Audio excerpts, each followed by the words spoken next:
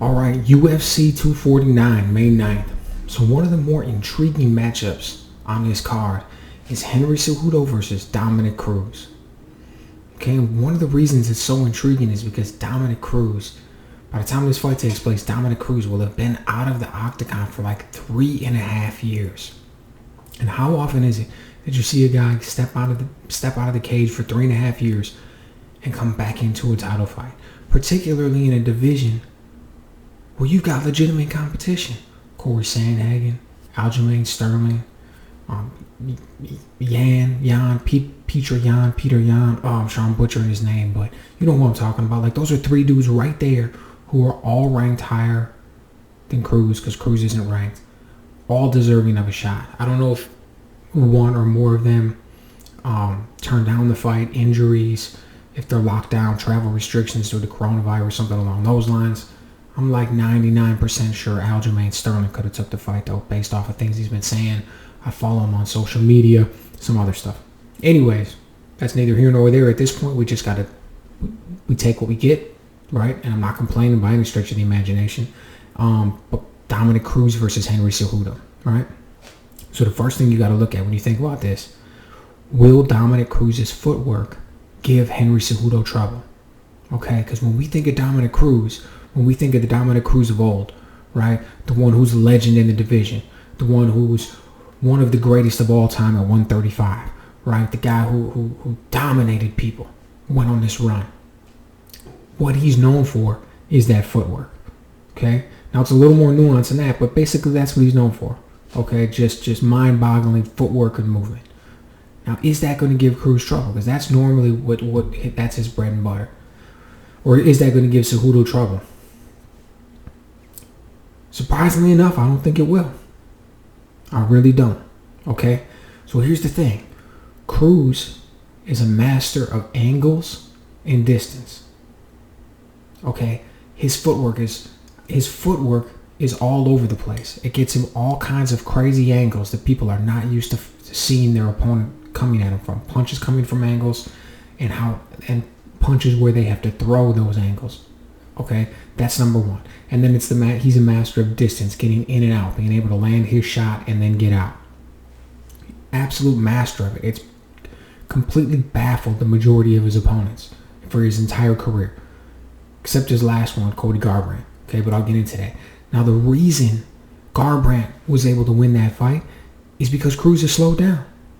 Okay, it's just that simple. The man has slowed down. Now, it's not very drastic at all, okay, but it's just enough.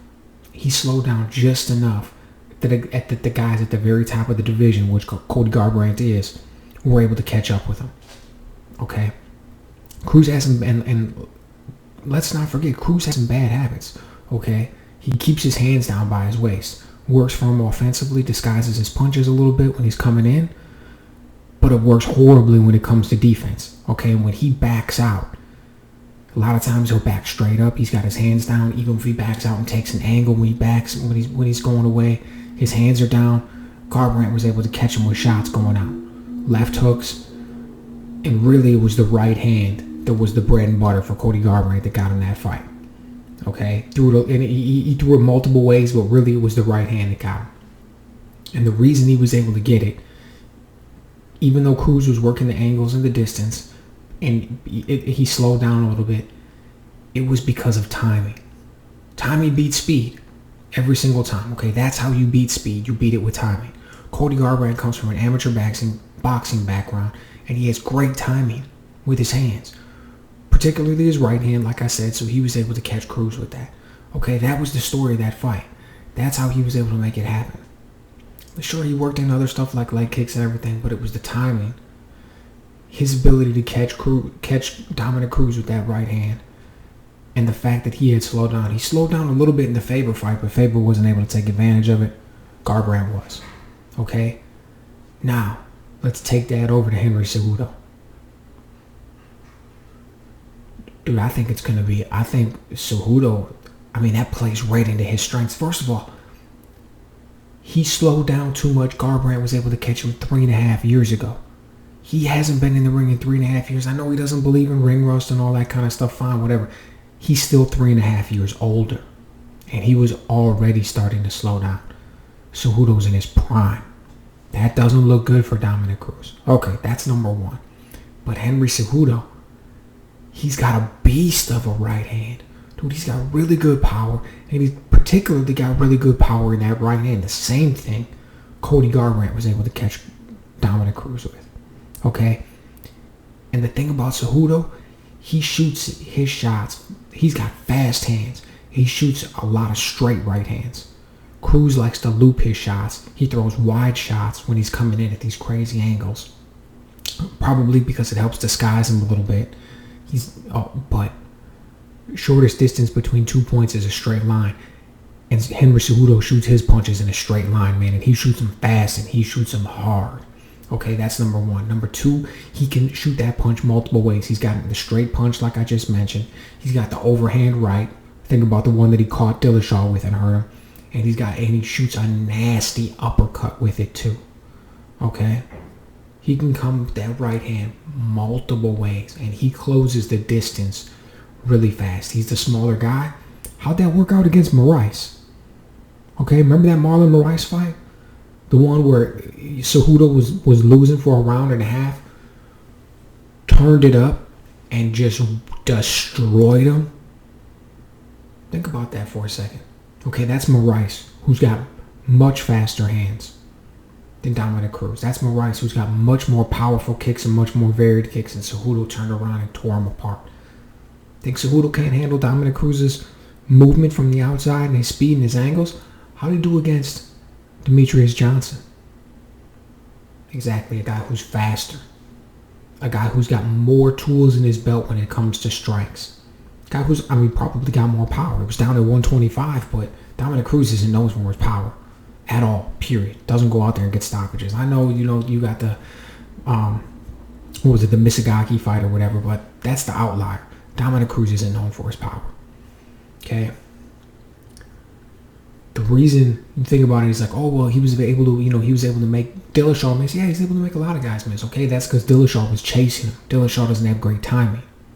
Dillashaw is typically an actor. In that fight, he became the reactor and he wasn't able to catch up with him. Henry Cejudo's not going to have that problem. Henry Cejudo's going to be able to move back if Cruz wants to come in, and he's going to be able to catch him with the timing. He's also going to be able to play the bull and be the aggressor. And he's going to be able to walk Cruz down if he wants to, particularly if he hurts him. Okay? And he knows how to cut the ring off, or the octagon in this case. He knows how to cut it off. He's not going to be chasing him. He knows how to land that right hand, and he lands it with good power, man. He hurts people with it. I don't think the footwork's going to confuse Cejudo at all. He's smart. He's fast. He's in his prime. And you know what? Two other things that I want to mention here that's actually going to negatively impact Dominick Cruz's footwork. Number one, those leg kicks are there. Now, Cejudo doesn't throw them a lot, but you look, Dillashaw and Garbrandt, they both threw them when they wanted. They were hitting Cruz's legs. Okay, that's going to slow him down even more. So Cejudo doesn't use it a lot, but if he wants to use it and when he uses it, it'll be there. That's number one. Number two, Cruz is known for wrestling. In all of these fights that he's been in, you look at, for the most part, I think he took down basically everybody that he fought. Most people multiple times. Okay, he comes from a wrestling background. He goes in and he mixes them up well. Uses good technique, good timing, gets takedowns. He's not taking down Henry Cejudo. Henry Cejudo, the Olympic gold medalist? No, he's not taking down Henry Cejudo. That's not going to happen. As a matter of fact, Henry Cejudo is going to take him down when he feels like it. You know what I mean? Henry Cejudo is going to go in there. He's going to take him down. And he's probably going to make it look easy when he does it. Okay, that's what happens when you win an Olympic gold medal. Okay, the absolute top of the food chain when it comes to wrestling, man. He's going to tear through him. Okay, guarantee you he's going to get a few.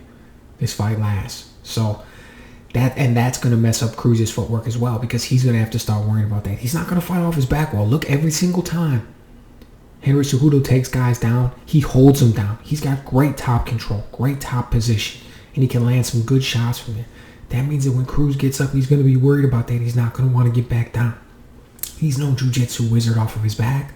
Okay? That's gonna play into his footwork going forward as well after he gets up off of his back. So all just some things to keep in mind. Long story short, I do not think that Dominick Cruz's signature footwork is going to be able to confuse Henry Cejudo, right? I think this is I think he's got the answer for it. I think he's going to come through strong. So either way, should be a great fight. Really looking forward to it. May 9th. You can let me know what you think down in the comments. Should be a good one.